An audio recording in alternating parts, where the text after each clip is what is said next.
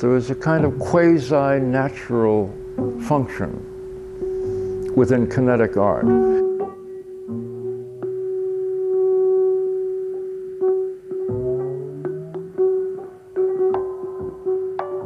The impulse to realize that I had to activate a mobile piece of music.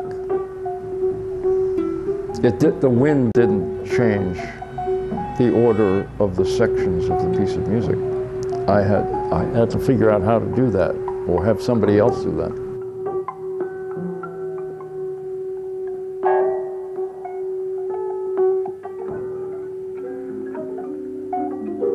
The first time I did them, I called them mobile scores. A kinetic score, kinetic piece, a piece that never repeats itself, but is the same material all the time.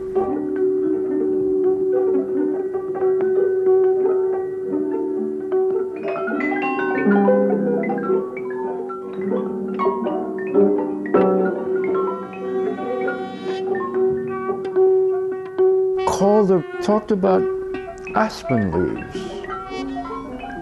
and the nature of nature.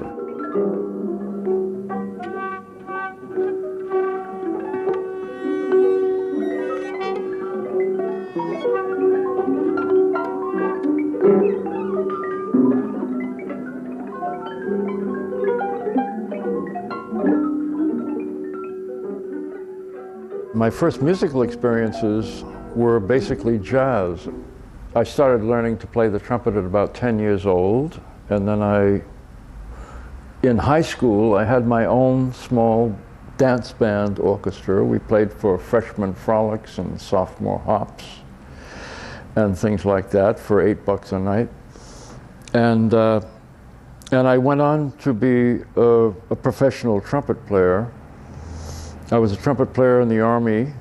I went in the Army Air Force as a pilot trainee. I learned how to fly when I was studying at Northeastern University, and I loved flying. I thought I was going to be a pilot for the rest of my life.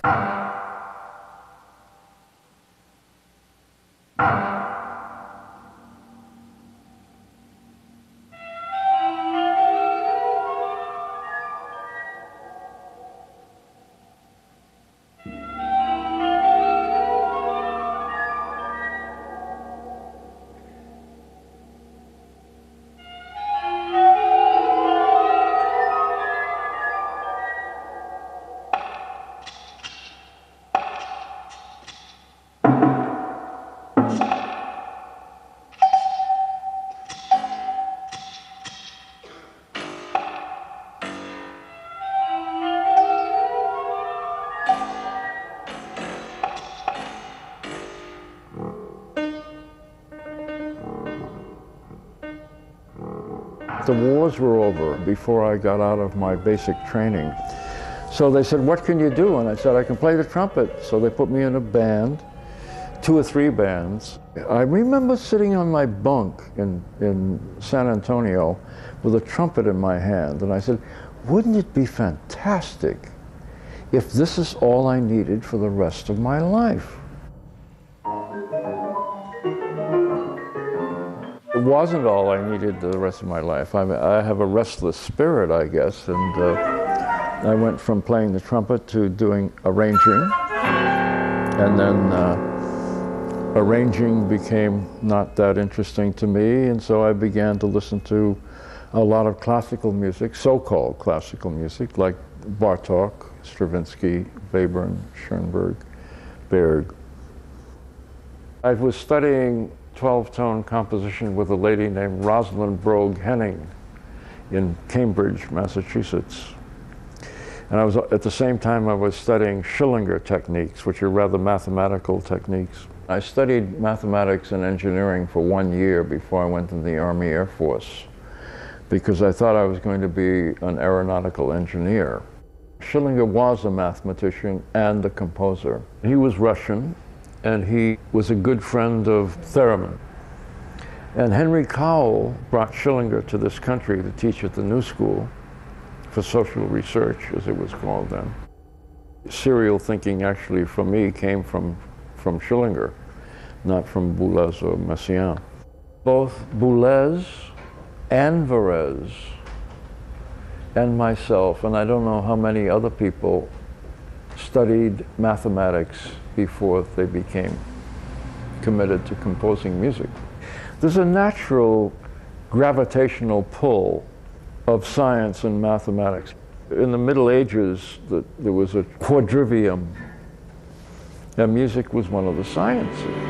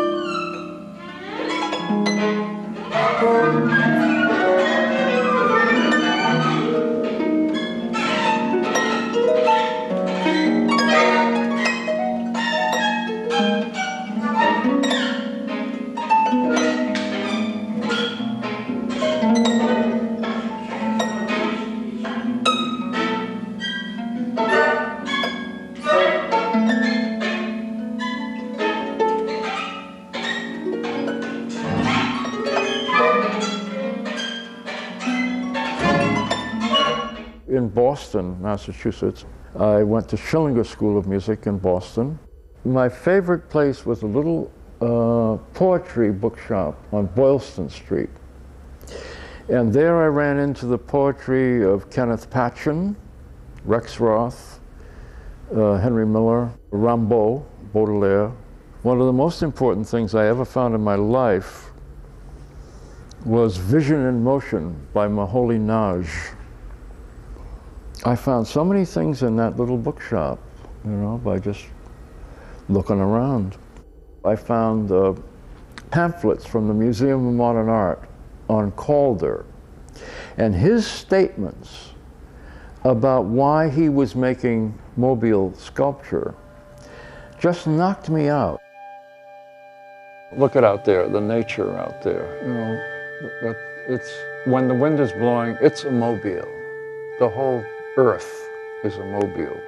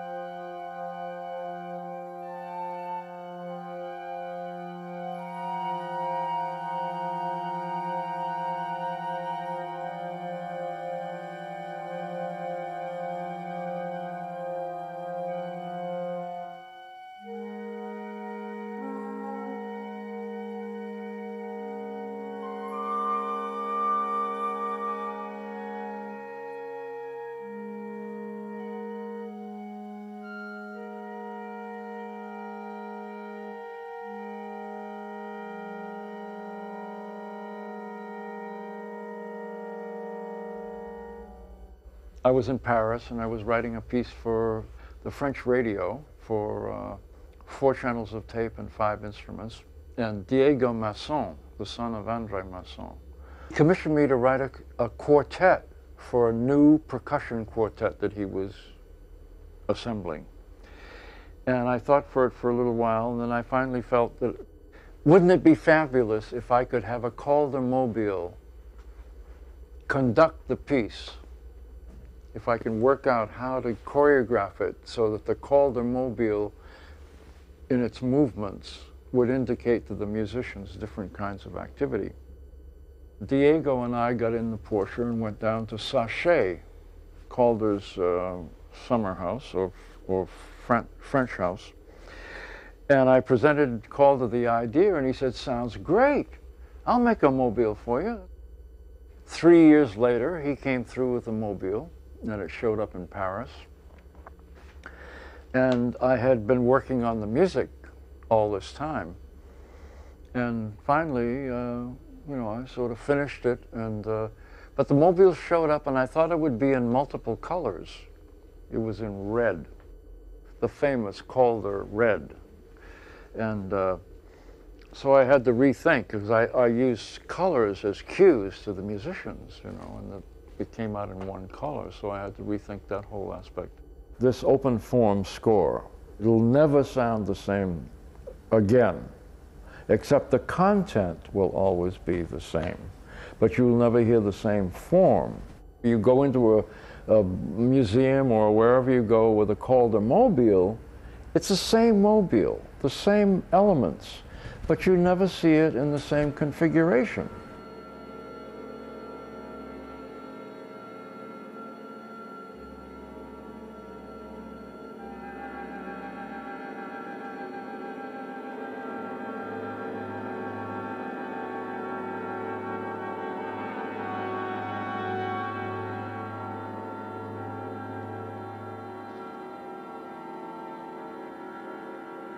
Pollock gave me the conducting techniques. I thought of the conductor as not a dictator, but as a collaborator. And a lot of conductors look at it and make plans beforehand. I don't do that, because I come out of jazz and I can make a decision. I'm not afraid to play the trumpet and play this and play that and play whatever. I mean, I come out of that tradition. And it's very optimistic of me to expect that a lot of conductors will be comfortable making decisions.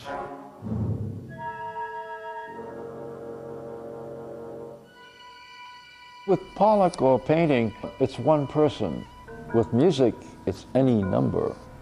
But a truly abstract painting, you can begin in the lower right-hand corner and you can traverse the painting.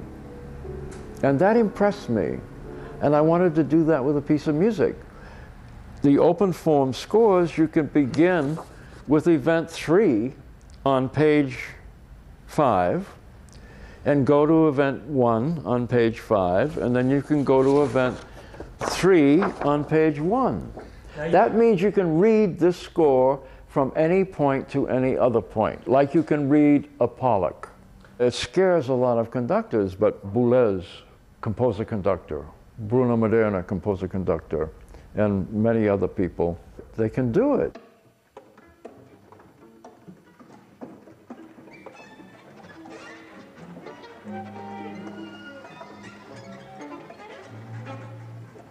These are the mad Americans: Christian Wolff, Earle Brown, John Cage, David Tudor, Morton Feldman. We're all quite rational, actually. I met John Cage in about 1952 in Denver, Colorado. He was on a tour with Merce Cunningham. After the concert of the sonatas and interludes for prepared piano, there was a group of people around John, and in a lull in the conversation, I said to John, "Do you find that your music has anything to do with the music of Anton von Webern?" And John looked at me and said, "What do you know about Webern?"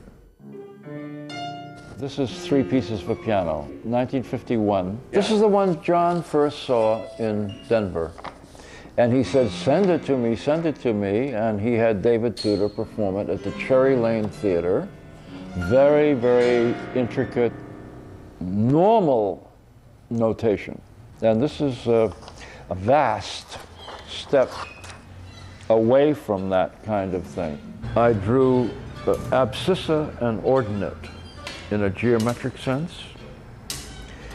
And I use random sampling tables to place those things in space. As a jazz musician, I wanted to know why classically trained musicians could not improvise.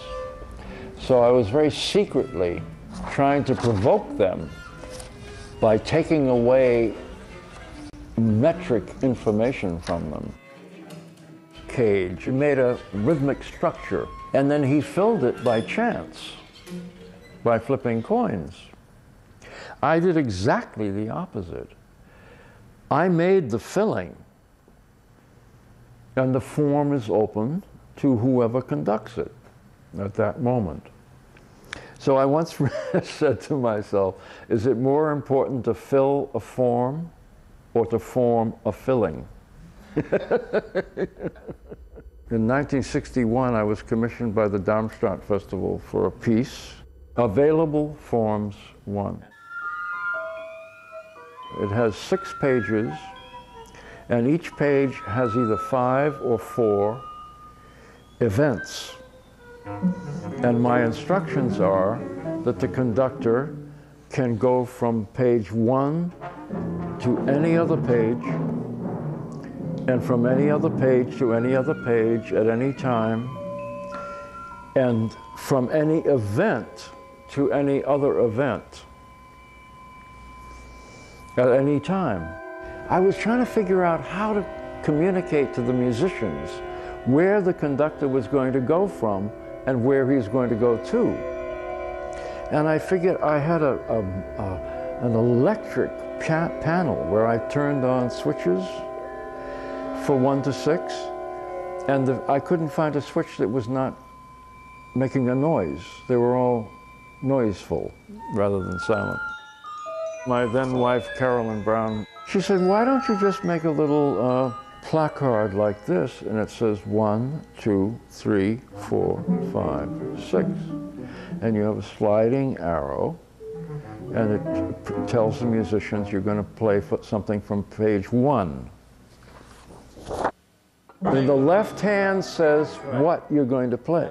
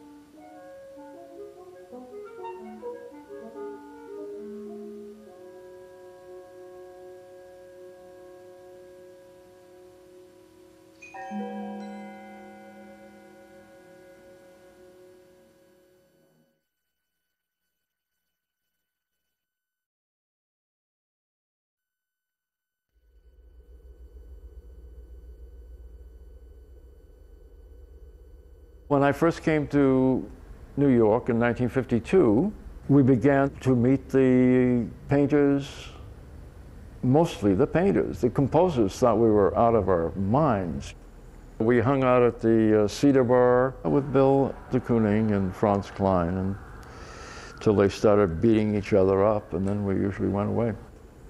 We talked about the validity of our concepts, really. I felt that Pollock was performing his work, and that's why I did those paintings over there. I wanted to feel what it felt like, how the paint came off the stick, or whatever it was, and how much control Jackson had. And as those paintings will prove to you, he had a lot of control.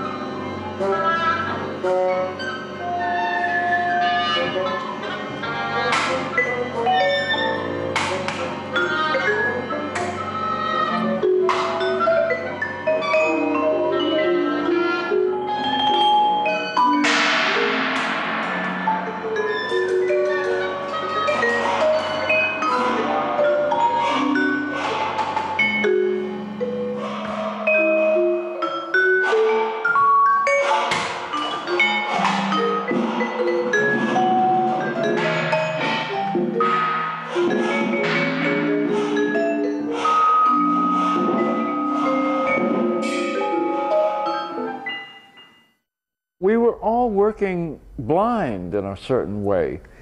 I mean, Morty and John and I were sort of reinventing music from zero to making sounds, you know? And we all three of us made them in very different ways.